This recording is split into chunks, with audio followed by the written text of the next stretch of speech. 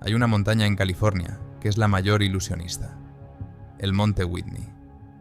Finge ser una presa fácil, atrayendo a miles de turistas a sus laderas, por lo que ostenta el sombrío récord del número de operaciones de rescate en toda Sierra Nevada.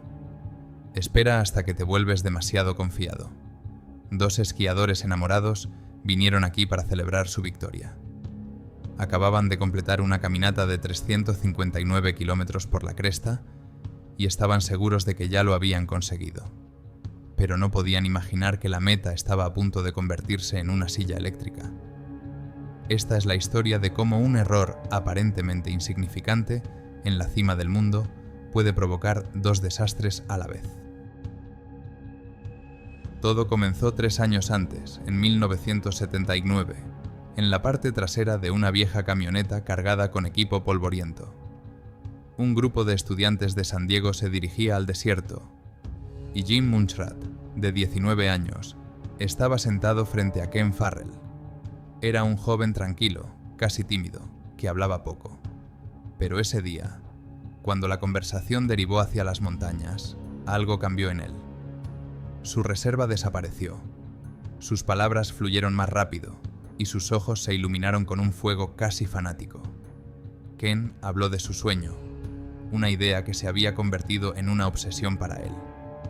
Quería repetir la hazaña casi mítica de Orland Bartholomew, el hombre que en 1928 realizó la primera travesía invernal en solitario de la cordillera de Sierra Nevada. Bartholomew lo hizo con unos primitivos esquís de madera, en completo aislamiento. No fue solo un paseo, fue un desafío a la historia misma. Cuando Ken terminó de hablar, volvió a quedarse en silencio, y entonces admitió que necesitaba un compañero para una expedición así, alguien que compartiera el viaje. Para Jan, esas palabras no sonaron como una invitación, sino como el destino. Vio una increíble fuerza interior en ese chico tímido y quiso formar parte de su disciplina. Durante los 3 años siguientes, se convirtieron en uno. Su entrenamiento fue metódico y riguroso. La pareja no se limitó a hacer senderismo. En las heladas laderas del Monte Rainier y en las salvajes cascadas aprendieron a leer la nieve. Jean y Ken cavaron cuevas en la nieve para aprender a sobrevivir a una tormenta y practicaron una y otra vez el autoarresto, lanzándose por laderas heladas para aprender a detener una caída con un piolet. Fue un estudio del lenguaje del hielo, una toma de conciencia de cómo la nieve puede proteger y matar. Su colaboración evolucionó hasta alcanzar un equilibrio perfecto. Ken era el planificador metódico, el que podía pasar horas estudiando mapas y calculando los gramos de combustible necesarios para derretir la nieve. Jean era la fe. Ella era la que le hacía levantar la cabeza del mapa y ver la línea del sol poniente en la cresta, la que con su optimismo inquebrantable les impulsaba a seguir adelante cuando la disciplina de Ken se topaba con un obstáculo. La confianza forjada en una cuerda de seguridad y un piolet se convirtió en algo más. Su asociación para la supervivencia se convirtió en una unión romántica. Eran 2 mitades de un todo, listas para desafiar la leyenda. El 14 de abril de 1982 comenzaron su caminata de 359 kilómetros desde el Valle de Yosemite. No era solo una ruta, era una prueba que abarcaba 14 pasos altos, con un desnivel total de casi 15.000 metros. El viaje puso a prueba su resistencia. El equipo, típico de principios de los años 80, comenzó a fallar. Las placas metálicas se agrietaron, las fijaciones se aflojaron. Cuando la bota de Ken se rompió en Mammoth Lakes, un fallo crítico, no se asustó. Nadie en la ciudad podía ayudarle, así que simplemente se sentó. Sacó un tubo de resina epoxi y la reparó metódicamente él mismo. No ignoró los problemas, los resolvió. Para la 3ª semana de mayo, habían superado todo. Todos los pasos, todos los valles. Estaban agotados, pero habían ganado. Lo estaban haciendo tan bien que llevaban una semana de adelanto sobre lo previsto. Solo quedaba la línea de meta. El Monte Whitney era el último paso. Pero en sus mentes, Ya no era un reto. Era la meta, la vuelta de honor. Cansados, pero embriagados de euforia, se pararon al pie de la montaña, seguros de que lo peor, la parte más difícil, ya había quedado atrás. Pero el monte Whitney, envuelto en un clima perfecto, solo esperaba. La meta estaba a punto de convertirse en una silla eléctrica.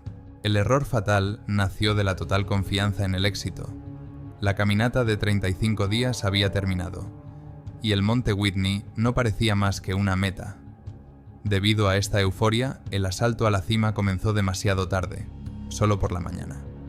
El tiempo parecía perfecto. El cielo estaba despejado y nada presagiaba problemas. El ascenso por la cara oeste fue eufórico. El cansancio empezaba a hacer mella, pero la adrenalina impulsaba a la pareja hacia ir hacia arriba. Las conversaciones se reducían a hablar de la primera comida en el valle y a reírse al pensar en una ducha caliente. Psicológicamente, la expedición ya había terminado. Las primeras señales aparecieron cuando los escaladores ya se encontraban en lo alto de los corredores. Lejos, al sur, por encima del horizonte, comenzaron a acumularse nubes de tormenta, pero parecían lejanas, casi inofensivas. Ken, como planificador metódico, seguramente las notó y sugirió acelerar el ritmo. Sin embargo, la idea de dar media vuelta cuando la cima estaba tan cerca ni siquiera se les pasó por la cabeza. Los viajeros simplemente aceleraron el ritmo, todavía confiados en que lo conseguirían. A una altitud de 421 metros, el triunfo duró solo unos segundos. La cima plana y azotada por el viento del monte Whitney recibió a Jean y Ken con un sol radiante. Los 359 kilómetros de travesía con esquís habían quedado atrás. Ken Farrell sacó su cámara para documentar la victoria. Al mismo tiempo, Jean Munchrad se quedó allí de pie, tratando de comprender que su sueño de 3 años se había hecho realidad. No sentía frío, solo una cálida ola de satisfacción, pero la montaña aún no había terminado con ellos. La primera señal de advertencia no fue el estruendo de un trueno, sino un sonido silencioso y antinatural. Una tubería metálica en el techo del viejo refugio de piedra comenzó a emitir un extraño zumbido agudo. Jean sintió que el aire a su alrededor se volvía denso, con olor a ozono, y una descarga de electricidad estática le recorrió la cabeza. Se le erizaron los pelos de la nuca.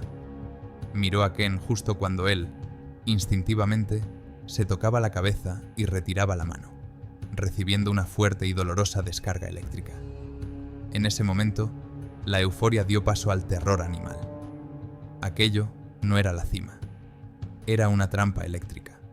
Las nubes, que parecían lejanas, ya se cernían sobre ellos, y el siguiente relámpago iluminó la ladera a solo 100 metros de distancia. El trueno cayó al instante, sacudiendo el granito bajo sus pies. La pareja se encontraba en el punto más alto en un radio de cientos de kilómetros, convertidos en un pararrayos viviente. La conversación fue breve y llena de pánico. Jan recordó el fugaz consejo del guardabosques en el valle de que la ladera norte ofrecía un descenso rápido, aunque empinado.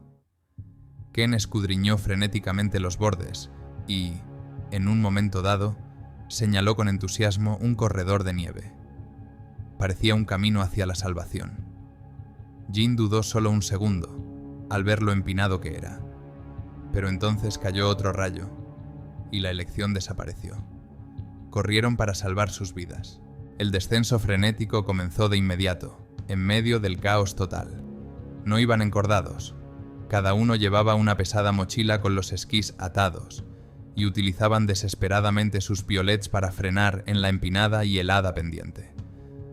Tras solo unas docenas de metros, se produjo la catástrofe. Ken iba delante, cuando su bota resbaló en un trozo de hielo oculto bajo una fina capa de nieve. Perdió el equilibrio al instante, sin posibilidad de utilizar su piolet para frenarse. Jan solo pudo mirar impotente cómo su compañero daba una voltereta por encima de su cabeza y desaparecía de su vista. Cayó en picado por la empinada ladera oriental, volando 250 metros sobre una mezcla mortal de rocas, nieve y hielo. lo que equivalía a caer desde un edificio de 80 pisos. Su cuerpo cayó sin fuerzas, con los esquís y el piolet colgando caóticamente, hasta que desapareció en el velo gris de la tormenta. Jean se quedó paralizada en la ladera, sintiendo cómo se le cortaba la respiración. Empezó a gritar su nombre una y otra vez, pero su voz se vio ahogada al instante por el rugido del viento y el estruendo de los truenos. En ese momento, estaba absolutamente segura de que había muerto, ya que parecía imposible sobrevivir a una caída así. A partir de ese momento, su descenso ya no fue un escape de la tormenta. Se convirtió en una lenta y mecánica peregrinación hacia el cuerpo. Avanzó centímetro a centímetro, clavando su piolet en la pendiente y haciendo huellas con los pies, luchando cada minuto contra los ataques de pánico y el miedo a caer tras él. Jean no sabía qué estaba buscando abajo, el cuerpo de su compañero, o simplemente un lugar vacío cubierto de nieve. Y entonces, a través de la niebla nevada, vio un movimiento. Ken estaba tumbado en una estrecha cornisa, temblando y pálido, pero vivo. El alivio fue tan intenso que a Jean le fallaron las piernas. Se arrastró hacia él. Estaba en estado de shock con el rostro descolorido. Cuando Jean le quitó las botas, vio que tenía los pies pálidos y congelados. Era una congelación.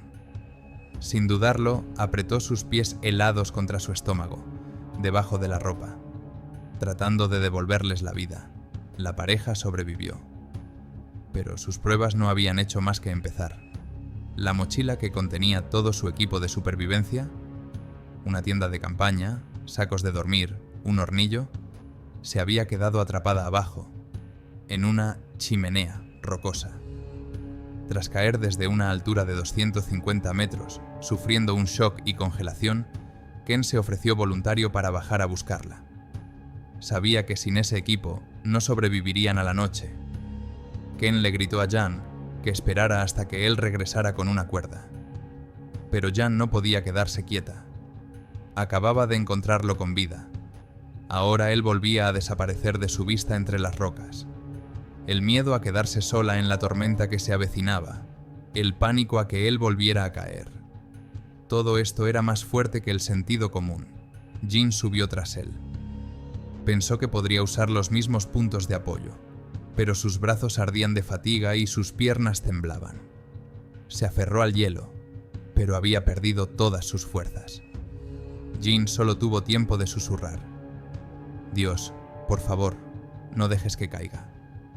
Y cayó.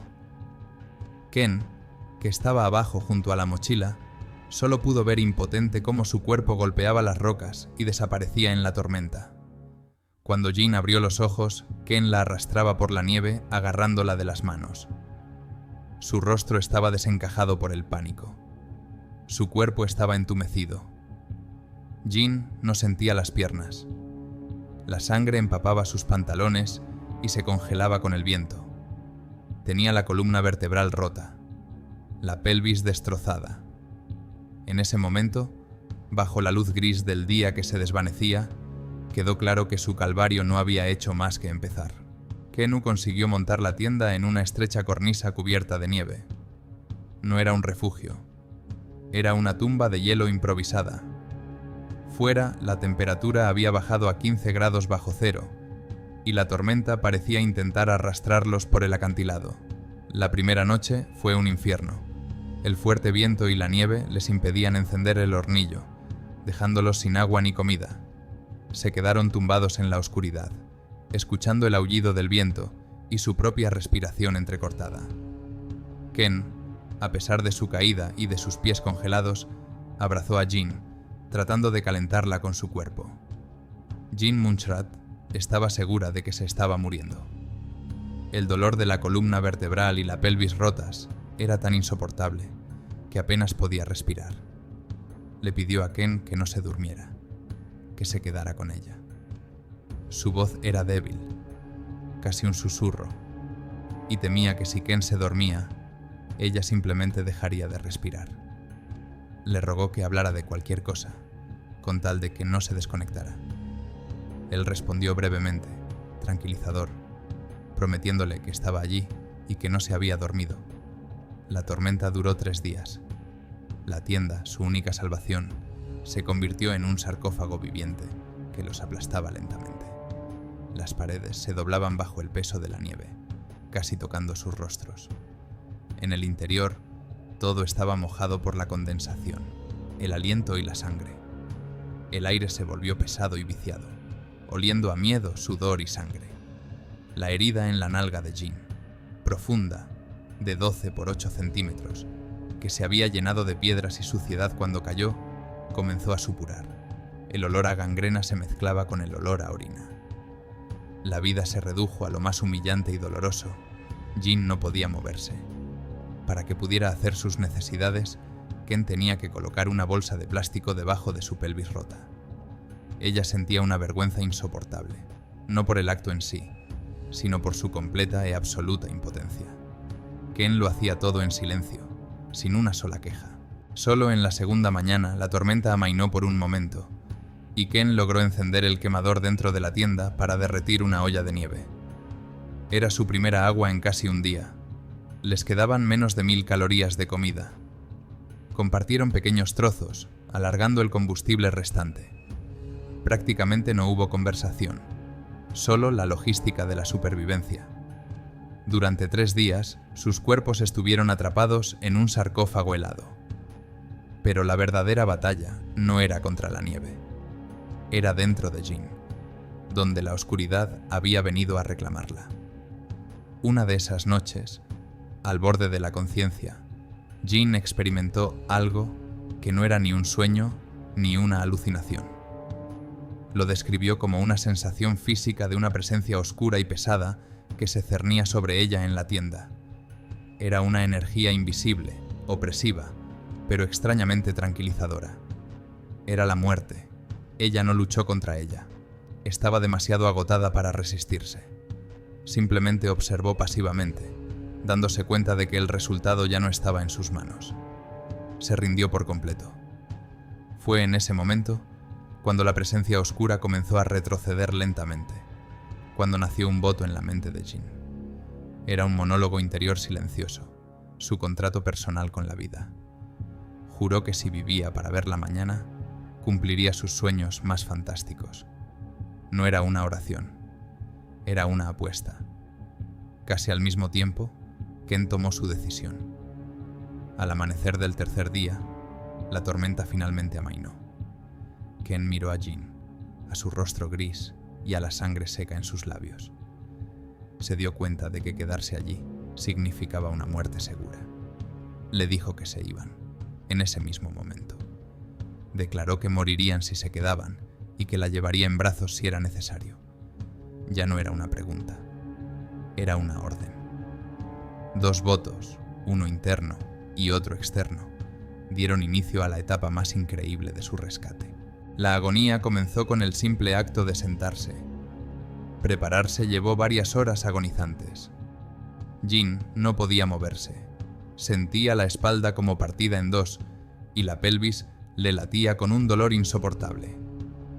Kenu primero tuvo que levantarla para que pudiera apoyarse contra la pared de la tienda. Luego encendió el quemador con lo que les quedaba de combustible. Derritió un poco de nieve y mezcló el paquete de Gatorade que les quedaba. Le vertió los 200 mililitros de líquido salado y caliente en la boca, sujetándole la cabeza. Esa fue toda la energía que les quedaba. Ponerle las botas a Jean en los pies hinchados y congelados fue una tortura. Tenía los dedos entumecidos, pero la más mínima presión le provocaba un dolor insoportable. Ken le masajeó suavemente los pies, tratando de meterlos en el rígido cuero, mientras Jean susurraba su mantra entre dientes apretados. «Voy a vivir». Ken le puso la mochila.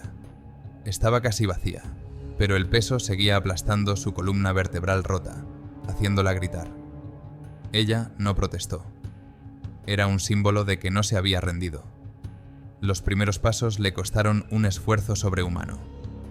Jean utilizó su piolet como muleta, desplazando su peso hacia el lado sano, mientras Ken la sostenía y, a veces, simplemente la arrastraba por los brazos. Avanzaron centímetro a centímetro, desde la tienda hasta el borde de la cornisa, sin mirar atrás.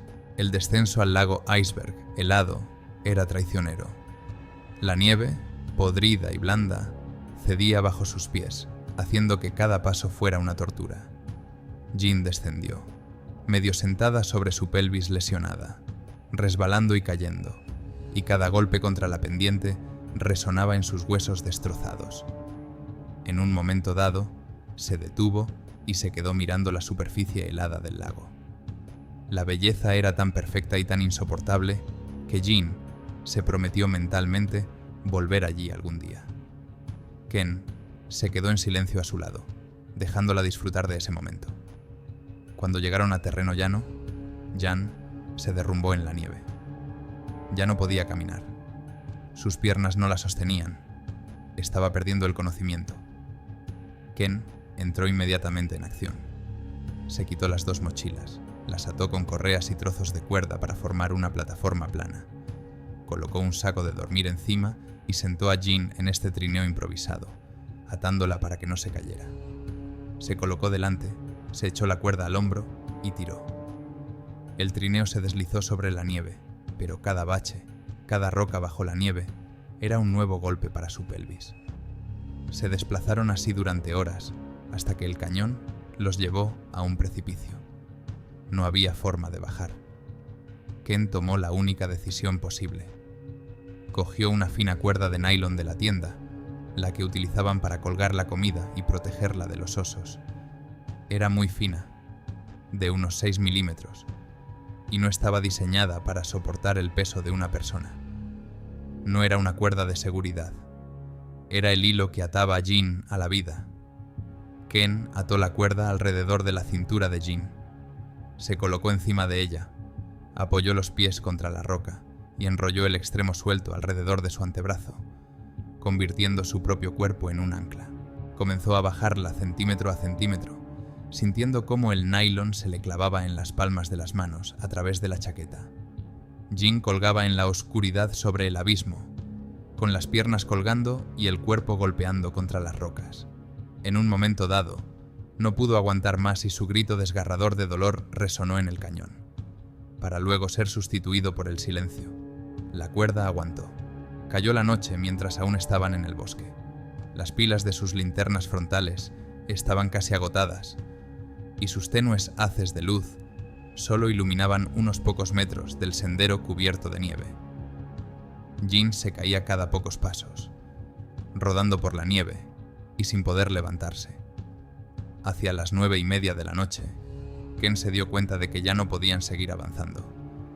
Encontró una pequeña zona llana, tiró las mochilas al suelo y simplemente extendió la tienda sobre la nieve como si fuera una manta. Se metieron debajo y se quedaron dormidos al instante, sucumbiendo al agotamiento total. Al amanecer, el cuerpo de Jean finalmente se negó a obedecerla. Ni siquiera podía sentarse. Ken la obligó a levantarse. Se sentó detrás de ella, la agarró por debajo de las axilas y la levantó de un tirón, ignorando sus gritos. La apoyó contra un árbol. Sabía que ella no podía seguir caminando. Cuando Jan volvió a desplomarse en el sendero, su cuerpo finalmente se rindió. Ken sabía que ella no podía seguir caminando. Se agachó, deslizó metódicamente un brazo bajo su espalda y el otro bajo sus rodillas. Se preparó y la levantó. Era la única forma de llevar a alguien con la columna vertebral rota, minimizando la tensión en la pelvis. En ese momento, dejaron de ser 2 personas. Se convirtieron en un único organismo roto, que instintivamente se arrastraba desde el frío hacia la vida. Él la llevó, apretándola contra su pecho. Cada paso era una tortura para él. Sus propias piernas congeladas apenas podían doblarse. Sus manos temblaban por el esfuerzo inhumano. Tropezó con raíces, cayó de rodillas, pero se levantó de nuevo, utilizando todas sus fuerzas restantes para mantener el equilibrio. No la soltó. Llevó a Jean los últimos 100 metros hasta que el asfalto apareció entre los árboles. Asfalto. Civilización. Salvación. Pensaron que lo peor había pasado. No sabían que la sentencia más terrible no se dictaría en la montaña, sino muy pronto, en una tranquila sala de hospital. Por primera vez en mucho tiempo, Jean vio el asfalto. Ken la dejó en el suelo, al pie de un árbol, en el borde del aparcamiento de Whitney Portal. Lo habían conseguido. Las 36 horas de agonía que habían comenzado a 4.400 metros de altitud habían terminado. En ese momento, un coche entró en el aparcamiento. Era una familia que había salido a dar un paseo dominical. El hombre salió del coche, los vio y se quedó paralizado. Ante él había dos personas que parecían más fantasmas que seres vivos. El hombre, Ken, estaba arrodillado, con el rostro gris, los ojos hundidos y la ropa rasgada. La mujer, Jean, yacía en el suelo bajo un árbol. Tenía el pelo enmarañado con sangre seca y los pantalones empapados con una costra oscura y congelada. Desprendían un fuerte olor a sudor, orina y descomposición incipiente. El hombre no hizo preguntas. Le gritó a su esposa que preparara un lugar y con cuidado levantó a Jean en sus brazos, tratando de no hacerle daño. La acostó en el asiento trasero. Ken, incapaz de mantenerse en pie, literalmente se arrastró hasta el coche tras ella y se sentó en el suelo, tomándole la mano. Le susurró solo 2 palabras al conductor. Hospital, ayuda. El coche arrancó a toda velocidad. El hospital más cercano estaba a 21 kilómetros, en la ciudad de Lone Pine. Cada bache en la carretera provocaba un grito desgarrador en la columna vertebral rota de Jean. Pero ella giró la cabeza hacia Ken y esbozó una sonrisa. Lo habían conseguido. Habían sobrevivido. Para cualquier otra historia, ese habría sido el final. Pero para Jean y Ken, el verdadero desastre acababa de empezar. El South Inyo Hospital de Lone Pine era un pequeño centro rural diseñado para estabilizar a los pacientes, no para hacer milagros. Pero lo que vieron los médicos los dejó impactados. El 19 de mayo de 1982, tras las radiografías y el examen, un cirujano anciano se sentó junto a la cama de Jean. Su voz era tranquila, sin ningún atisbo de consuelo. El veredicto fue clínico y despiadado. Columna vertebral. Fracturas por compresión de las vértebras L1, L2 y L3. Pelvis. Múltiples fracturas del hueso púbico y el sacro. El coxis estaba completamente destrozado. Además, había una fractura en el cuello del fémur izquierdo, una conmoción cerebral y una ruptura de la vejiga, lo que provocó una fuga de orina en la cavidad abdominal. Tenía una herida profunda en la nalga izquierda, de 12 por 8 centímetros, ya afectada por gangrena. Mientras la limpiaban, los médicos le extrajeron piedras y suciedad de la carne muerta que se le había incrustado durante la caída. Tenía ambos pies congelados. El pronóstico que le dio fue igual de contundente. El médico le explicó que la estabilizarían allí, pero que al día siguiente la enviarían en helicóptero a Reno. Dijo que tal vez podría volver a caminar, pero no antes de 2 o 3 años, y muy probablemente con la ayuda de un bastón. El dolor en la pelvis, dijo, la acompañaría durante el resto de su vida. El catéter sería su compañero durante meses, tal vez años. Fue evasivo en cuanto a la posibilidad de tener hijos, señalando que su pelvis estaba demasiado deformada. Ken, cuyos pies congelados también estaban vendados, escuchó este veredicto en el pasillo.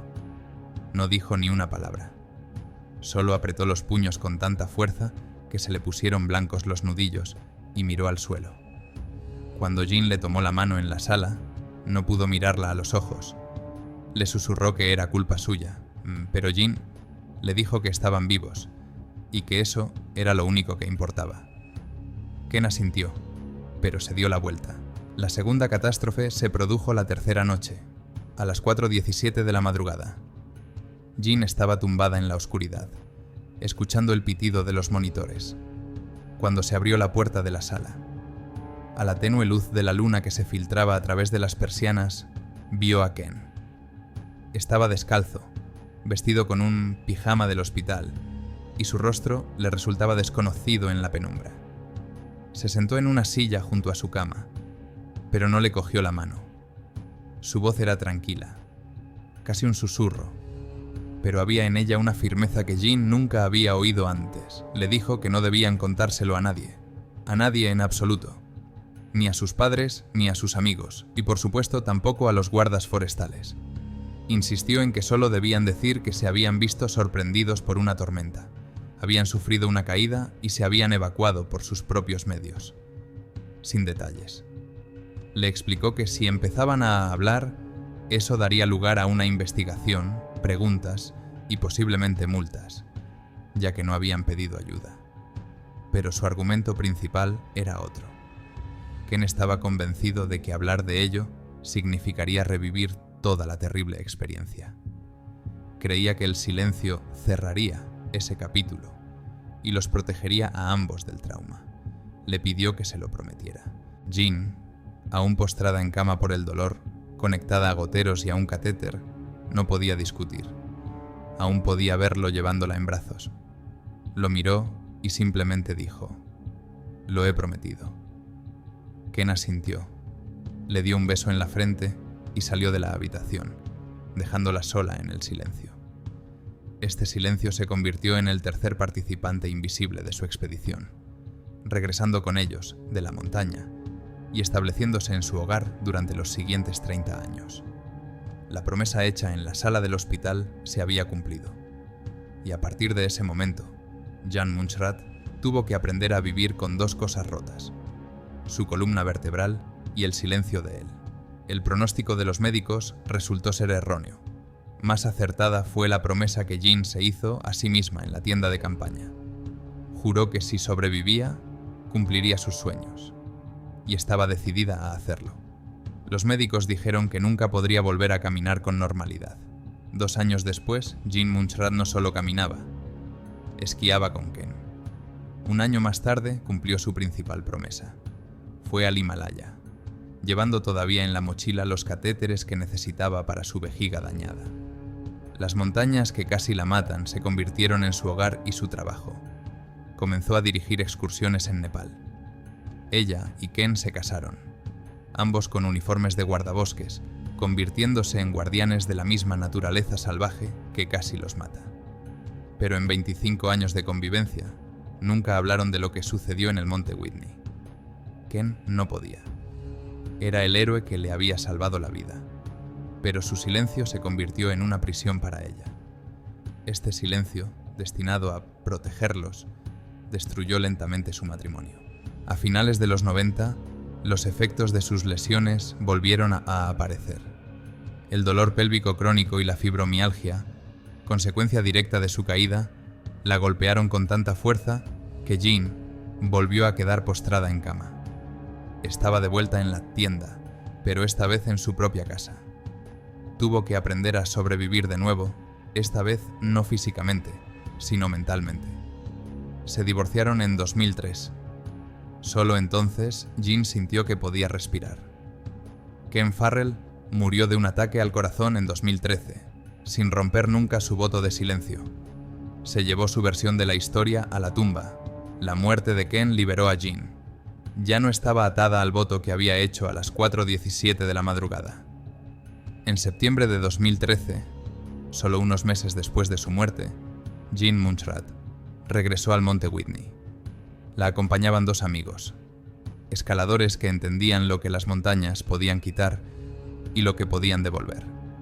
Caminó por el mismo corredor norte donde, 31 años antes, su vida había cambiado irrevocablemente. La nieve había retrocedido, dejando al descubierto rocas negras y afiladas, y allí, en una grieta, yacía un artefacto. Era un esquí de 1,5 metros, partido por la mitad, con letras rojas descoloridas que ella reconoció al instante. 3 letras. Ken era su esquí, testigo de su caída de 250 metros, testigo de su dolor del que nunca habló, testigo de su heroísmo que él negaba. Jean cayó de rodillas. El grito que escapó de su pecho no era un grito de dolor, era un grito de rabia, alivio y amor que había guardado dentro durante 31 años. Lloró por él. Un poco más tarde, ese mismo día, encontró otra cosa.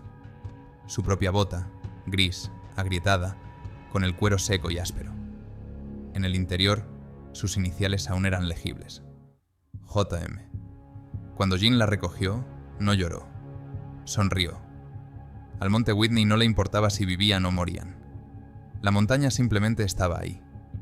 Pero después de quitarles tanto, 31 años después, les devolvió la verdad. El esquí de Ken le permitió llorar su pérdida. La bota de Jean le permitió perdonarse a sí misma. Jan Munchrat sobrevivió 2 veces en esa montaña. Primero, en 1982, sobrevivió a una caída que debería haberla matado. Y luego, 31 años después, regresó para liberarse finalmente del voto de silencio que casi había quebrado su espíritu.